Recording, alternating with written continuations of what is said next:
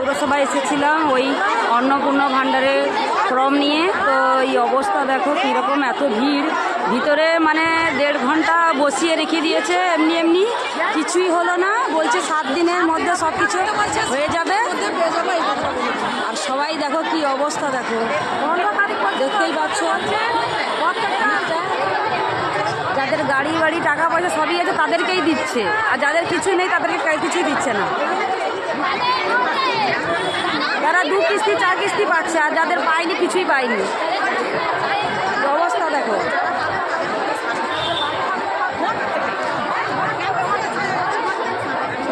দেখতেই পাচ্ছ তোমরা কি অবস্থা চলছে এখানে।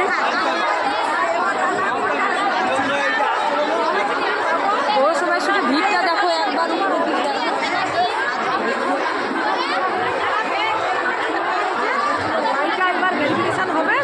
তোমরা বলো এ কি করা যায়, কি সমস্যা সমাধান আছে?